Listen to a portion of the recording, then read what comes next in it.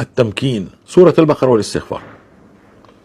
سورة البقرة الأخلاق والاستغفار هو المدد الرباني ماحي الذنوب الذي فيه التمكين.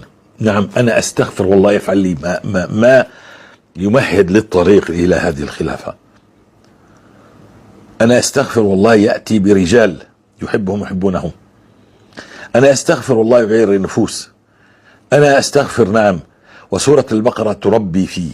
أنا أقرأها وأموري تترتب، أولوياتي تترتب، أخلاقي تترتب، سلوكياتي تترتب، كل شيء يترتب فيها سورة البقرة والاستغفار. من يعرف هذا الكلام؟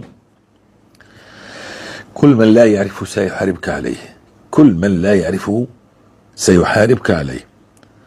فإذا قلت لكم اقرأوا سورة البقرة 4 مرات فوالله ستحلق لكم، تحصد منكم هذه السلوك، الخلق السيء الذي يحاسبنا الله عليه.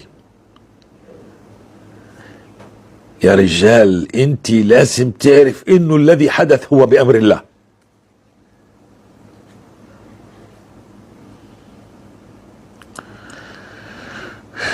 لما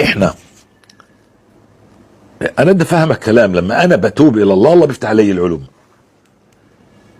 لما انا اسيء الادب مع الله، الله بيفتح عليهم العلوم كيف يحاربوننا وكيف يهزموننا وكيف يعرفون كل واحد اين هو. لو كان في تحت الارض في مخبأه يصلوا اليه ويخلصوا عليه، لأن الله موجود.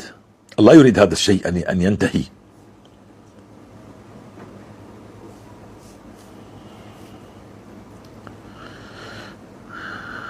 لماذا الاستغفار؟ اقرأ وعود الله في الاستغفار، اقرأ وعود الله في الاستغفار، لأنه لا يقر بذنوبه إلا المستغفر. أخي الكريم، حافظ كتاب الله لا يقر إنه مذنب، لا بالعكس، هو عنده حسنات وحسنات وحسنات هكذا. وقائم الليل بقول لك أنا قائم ليل، والصائم بقول لك أنا صائم، وأنا وهكذا. من الذي يعترف بالذنوب بغير إلا المستغفر الذي يقر بذنوبه، فهو يترقب. أنا تكلمت ببداءة لسان، لا، أنا الله سيمنعني، أنا سأنتهي من الغيبة والنميمة، الربا، إباحيات، قروض، سب، شتم، أنا سأنتهي، لأنه عارف حاله كل كلمة عمال يعني يدان عليها، يعني يدفعه ثمنها الله. فهو أستغفر الله. الاستغفار كثير، 30,000 والله فيه بركة عجيبة.